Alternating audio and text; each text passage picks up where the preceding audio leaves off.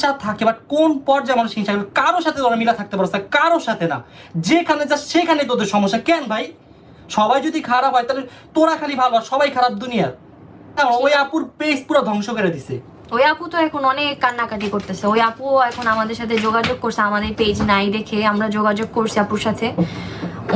ওনার সিচুয়েশনে খুবই খারাপ, ঠিক আছে। ওনার পেজটা একদম উড়াই দেওয়া হয়েছে। ওনার সুগার ক্লোথিং, যে ওনার যে মেন ক্লোথিং ব্র্যান্ড, ওইটাতেও অনেক ধরনের মিথিলা ড্যাশ ড্যাশ পেজ খাই সেকেন্ড। মিথিলার তো ভাই অনেক কারেন্ট, এর কারণে খাইয়া দিছে।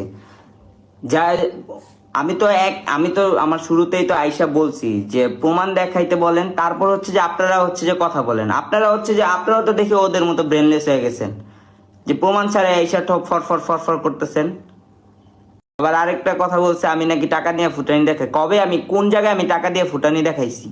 আমার টাকা সবাই মাইরা খায়, আমি কেন টাকা দিয়ে ফুটানি দেখাবো? হ্যাঁ অবশ্যই আমার যেটা সত্যি আমি সেটা বলছি। আমার মা আমাকে টাকা দেয়, প্রতি মাসে 1 লাখ টাকা দেয়।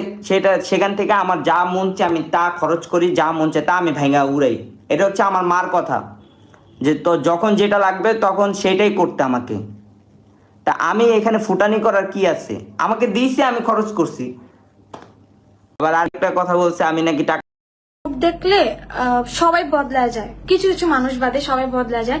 যাদের হচ্ছে মানে থাকে না উঠান ছাড়া ফুটাঙ্গিরি, সো ওইটা আপাতত আমি করতে পারবো না। আমার কাছে কিন্তু আলহামদুলিল্লাহ আমার কাছে ক্যাশ যা টাকা আছে সেটা দিয়ে আমি একটা ট্যুরে যেতে পারবো এখন। বাট আমি এখন আমার একটা টাকা ভাঙতে আমার খুবই টেনসড লাগে, যে এই কারণে যে আগে আমার ঘর সংসার আমি গুছাবো, তারপর আমার সংসার গুছানোর পর আমার একটা ভালোভাবে একটু সেট হওয়ার পর আমি ফুটাঙ্গিরি করব।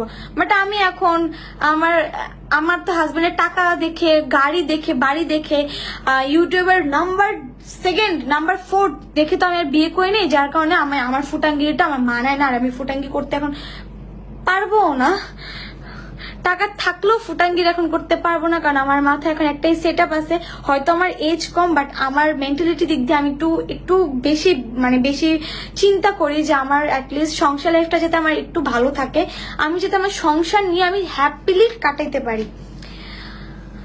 সো এইটাই আমার বলার ছিল। আমি অনেক কিছুই কয়েকদিন ধরে দেখতেছি যে অনেক কথা বলতেছে, কথা বইলা গেছে, জন্য আমি রিপ্লাই দিছি। এটা তো সত্যি কথা। ও বিভিন্ন জায়গায় যে বলতো না যে ওর থেকে আমার ফলোয়ার বেশি, আমার পেমেন্ট বেশি। আমি একটা কথা বলি, শোনো, তোমরা যদি তোমাদের সবগুলো এখনো ঠিক না করো, জীবনে কখনো কোথাও যে সম্মান পাবা না, ভালো কোথাও যেতে পারবে না, তোমাদের সাথে ভালো একটা লোক মিশবে না।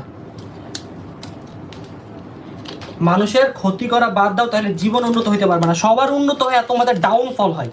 তোমরা বলো না তোমরা আগে অনেক টাকা কামাইছে, এটা করছো এটা করছো, এখন কেন পারো না? কারণ তোমাদের সব যার খারাপ সে কখনো ভালো জায়গায় যেতে পারে না, তার সবসময় ডাউনফল হতে থাকে। তুমি আর কিছু বলো না। তো মেন সমস্যাটা হচ্ছে এটাই।